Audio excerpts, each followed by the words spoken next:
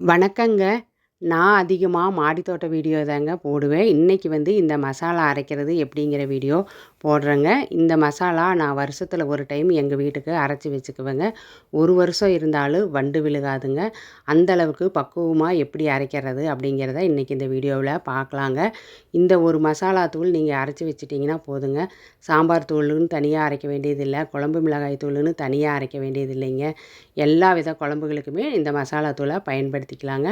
நான் சாம்பாருக்கு நம்ம ஆட்டி வைக்கிற குழம்பு, மீன் குழம்பு, வத்த குழம்பு, கிரேவி எல்லாத்துக்குமே இந்த மசாலாவை தூளை பயன்படுத்துவேங்க. நல்லா சுவையாகவும் மணமாகவும் இருக்குங்க. இந்த மசாலா தூளில் நான் பட்டை, கிராம்பு இதெல்லாம் போட்டு அரைக்கலைங்க. அதெல்லாம் சேர்க்காம தான் அரைச்சிருக்கிறேன். சாம்பாருக்கு நம்ம எப்பவும் போல் பருப்பு வேக வச்சு காய்கறிகளை போட்டு இதில் ஒரு 2 ஸ்பூன் சேர்த்திக்கலாங்க. அதே மாதிரி ஆட்டி வைக்கிற குழம்புக்கு நம்ம வெங்காயம் தக்காளி எல்லாம் வதக்கி விட்டு அது கூடயே இதில் 2 ஸ்பூன் சேர்த்தி நம்ம பட்டை கிராம்பெல்லாம் சேர்த்திக்கிறதுனா சேர்த்தி அரைச்சி குழம்பு வைக்கலாங்க. குழம்பு நல்லா சுவையாக இருக்குங்க. 4 பேர் இருக்கிற ஒரு குடும்பத்துக்கு இதில் 2 ஸ்பூன் போட்டால் போதுங்க. தாராளமாக காரம் எல்லாமே கரெக்டாக இருக்குங்க. நல்லா சுவையாகவும் மணமாகவும் இருக்குங்க. நான் வருஷத்துக்கு ஒரு டைம் 2 கிலோ மிளகாயும் அதுக்கு தகுந்த செலவுகளும் போட்டு அரைச்சி வச்சுக்குவேங்க. இன்றைக்கி அது எப்படி அரைக்கிறதுன்னு பார்க்கலாங்க. இப்போ நான் சொல்கிற அளவு 2 கிலோ மிளகாய்க்கு எவ்வளோ செலவு போடலான்னு சொல்கிறேங்க. நீங்கள் 1 கிலோ அரைக்கிற மாதிரி இருந்தால் அதுக்கு தகுந்த மாதிரி இதில் பாதி, நான் சொல்கிறதுல பாதி அளவு போட்டுக்கலாங்க. இப்போ 2 கிலோ மிளகாயை வாங்கி நான் நல்லா காய வச்சுட்டேங்க. நல்லா வெயிலில் ஒரு நாள் முழுக்க காயணுங்க. இப்படி மிளகாய் எடுத்து இப்படி உடைச்சோம்னா அப்படியே 2ஆக உடையணும். அந்தளவுக்கு நல்லா காஞ்சிடணுங்க. இந்தளவுக்கு நம்ம காய வச்சு எடுக்கும்போது தான் 1 வருஷம் இருந்தாலும் வண்டோ பூச்சியோ விழுகாதுங்க. அதுக்காகத்தான் இப்படி நல்லா வெயிலில் ஒரு நாள் முழுக்க காய வச்சு எடுத்துக்கிறதுங்க. இப்படி நம்ம கலந்து விடும்போது இந்த அளவுக்கு சவுண்டு கேட்கணுங்க. இந்த மிளகாய மாதிரியே இந்த செலவுகளையும் ஒரு நாள் முழுக்க வெயிலில் காய வச்சு எடுத்துக்கணுங்க.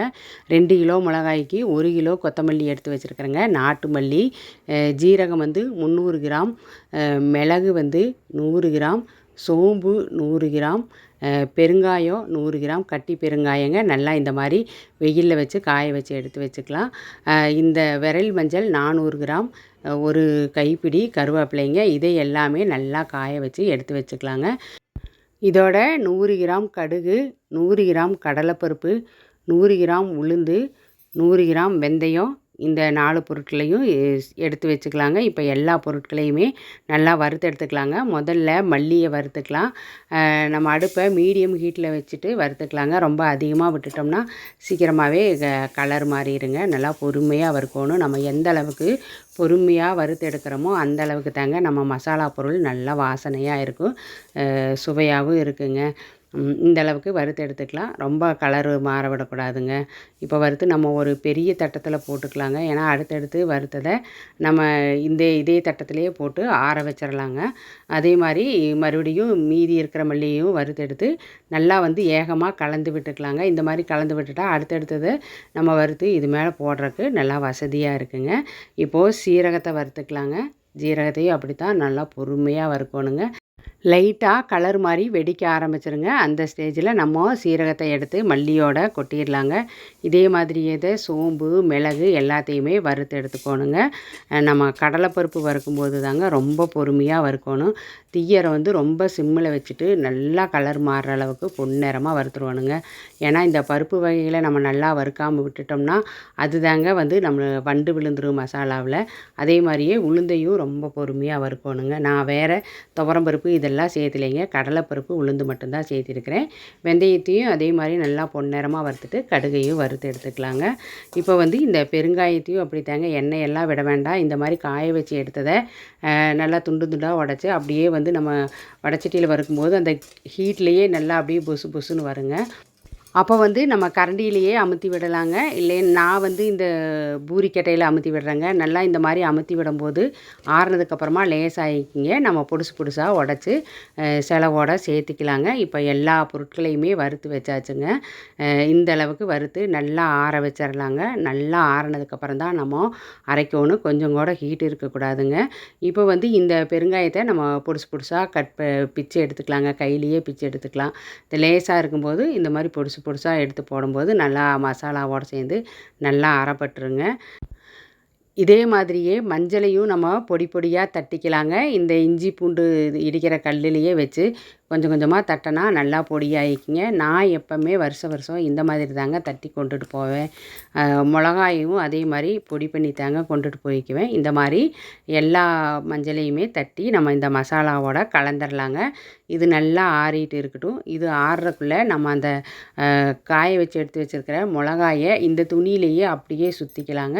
இந்த துணியிலேயே சுற்றி அப்படியே ஒரு நம்ம குச்சியிலையோ கட்டையிலையோ வச்சு தட்டினோம்னா நல்லா நொறுங்கி போயிருங்க. ஒரு மிளகா 2ஆ 3ஆ நொறுங்கி போயிடும். இல்லை நம்ம இதை வந்து ஒரு சில்வர் அண்டாவிலையோ சம்பளத்துலேயோ போட்டுங்கோன்னு இந்த மாதிரி நொறுக்கலாம். அப்போ வந்து நம்மளுக்கு காந்தல் ஏறுங்க. அதனால தான் இந்த மாதிரி துணியில் சுருட்டிட்டோம்னா நம்மளுக்கு வந்து காந்தல் ஏறாது. இந்த மாதிரி தட்டி எடுத்துக்கலாங்க. இந்த மாதிரி நல்லா தட்டி கொஞ்ச நேரம் தட்டினாவே போதுங்க. மிளகா நல்லா காஞ்சிருக்கிறதுனால இந்த அளவுக்கு நொறுங்கிருங்க. இதில் பார்த்தா விதைகள் எல்லாமே வெளியே வந்துருங்க. அந்த அளவுக்கு நல்லா நொறுங்கிருச்சுங்க. அதே மாதிரி மிளகாயை வந்து வறுக்க வேண்டிய அவசியம் இல்லைங்க. காம்பும் எடுக்க வேண்டியதில்லை. காம்பு எடுத்துக்கிறது எடுக்காதது அது நம்ம விருப்பந்தாங்க. நான் வந்து காம்பே எடுக்க மாட்டேங்க. எப்போவுமே ரொம்ப வருஷமாக இந்த மெத்தேடில் தாங்க நான் மசாலா அரைச்சிட்டு இருக்கிறேன். இப்போது நம்ம வறுத்து ஆற வச்ச மசாலாக்களை எல்லாம் எடுத்து ஒன்றா கலந்துக்கலாங்க. இந்த மிளகாயோட ஒன்றா கலந்து நம்ம மிஷினில் கொண்டு போய் கொடுத்து அரைச்சிட்டு வந்துக்கலாங்க.